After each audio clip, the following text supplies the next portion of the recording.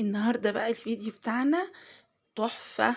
مهما أقول ومهما أوصف جمال البسيسة بتاعتنا النهاردة، بجد بجد ولا أروع من كده. لازم تجربي علشان أستنى رأيك في الكومنتات وتقولي لي إيه رأيك في الطريقة بتاعتنا للبسيسة. طبعا مفيش حد ما بيحبش البسيسة، كلنا بنحب نفطر بيها كده مع الشاي بلبن أو كوباية شاي كده، أو برضو النسكافيه، بتبقى لذيذة جدا جدا. والله العظيم مهما اقول جمالها النهارده ايه، لازم برضو تجربيها بنفسك. شايفه الهشاشه بتاعتها مدى، يعني قد ايه معانا، شايفه مدى طبعا أنا مش عارفه اقولك، مش قادره اوصف الجمال بتاعها. والطعم ده بقى حاجه تانية خالص، لانه فعلا الجمال عدى الكلام. شايفين الجمال، شايفين عالية قد ايه معانا، ولا اروع من كده ولا اجمل من كده.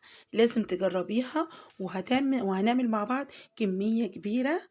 والمقادير جميلة جدا وبسيطة جدا، وتقدري تقسمي المقادير على 2، يعني تقدري تعملي نص الكمية اللي أنا هعملها.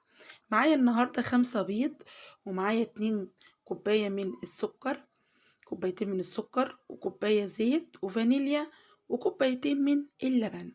هنحط كل المكونات دي كلها مع بعض ونضربهم مع بعض. طبعا عندك خلاط، هتشتغلي على طول في الخلاط. انا عشان الخلاط بعافية شوية، فانا هشتغل بالهاند بلندر دلوقتي. حطيت كل المكونات مع بعض ما عدا لسه اللبن، وادي اللبن اهو ننزل بيه. بننزل كوبايتين من اللبن مش كوباية. اقلب كويس قوي بقى، وابتدي بقى اضرب كويس جدا جدا لحد ما المكونات دي كلها تندمج مع بعضيها وتعمل فوم معايا. انا عايزاها تعمل فوم عالي جدا معايا. طبعا لو الخلاط هيريحك اكتر واسرع. بنزل هنا دلوقتي بالفانيليا. تقدري تنزلي، انا بنزل مثلا بكيسين فانيليا، فانت ممكن تنزلي باتنين او بتلاتة، كتري بقى دي بتاعتك انت.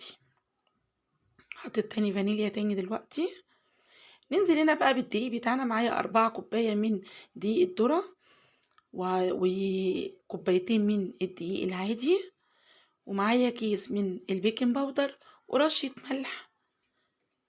وبنخلط كل المكونات دي كلها مع بعض. طبعا كل ده بيبقى منخول قبليها، علشان كل ما تنخلي الدقيق معاكي كل ما يديكي نتيجة أجمل وأجمل في في النهاية. بخلط بقى كله مع بعضه هنا. انا طبعا لما جيت احط الدقيق اللي هو العادي، حطيت كوبايه ونص، ما حطيتش كوبايه وما حطيتش كوبايتين على طول. هاجي بقى دلوقتي وهنزل بالنص كوبايه اللي فاضله. فانا قلت حسب المقدار بتاعي هيبقى عامل ايه معايا كده.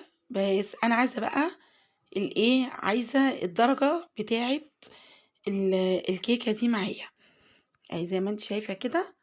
لما لقيتها محتاجة تاني فتت. أنا الأول كنت حاطة الأول كوباية ونص، فرجعت حطيت نص كوباية علشان يديني المقدار اللي انت شايفاه ده، أو السمك ده اللي انت هتشوفيه دلوقتي معايا. بخلط كويس جدا. والله عايزة أقولك ما بتاخدش أي وقت معاكي، بمنتهى السهولة اللي في الدنيا. بس دي مفضلة جدا جدا في البيت عندي، بيحبوها جدا جدا في الفطار، وبرضو بالليل برضو في الدفا كده مع كوباية شاي بلبن، بتبقى لذيذة قوي قوي قوي.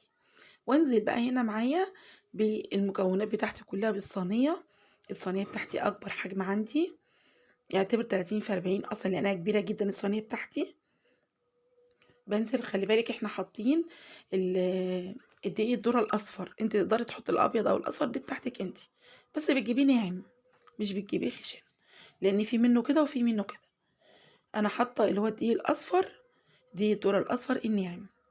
بنزل بالمكونات بتاعتي زي ما انت شايفه. خلي بالك الصينيه كبيره جدا ما شاء الله، وهي بتدخليها الفرن لمده من نص ساعه ل 35 دقيقه، ما بتاخدش اكتر من كده.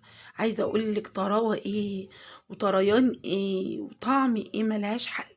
هي اكيد بتتكلم عن نفسها، زي ما بنقول الجمال عدى الكلام.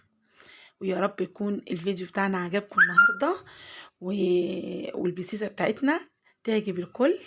ولازم تجربيها بجد بجد، لازم تجربيها، لان فعلا فعلا هتندمي لو ما جربتيش الطريقة اللي احنا عملناها النهاردة دي.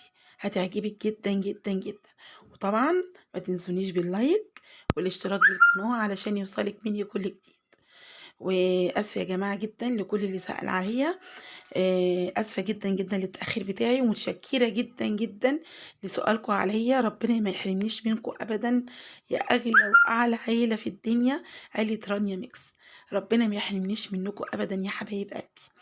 ويا رب يا رب الفيديو يكون عجبكم النهارده، واحلى بسيسه لاحلى عيله في الدنيا. ربنا يخليكم ليا في الدنيا يا رب، وما يحرمنيش منكم ابدا. شايفين الجمال بتاعنا؟ ولا اروع من كده. والله كان نفسي تكونوا معايا عشان تذوقوا الطعم الجميل قوي قوي قوي ده. يلا بقى، ما تنسونيش باللايك، والف هنا وشفا. السلام عليكم ورحمه الله.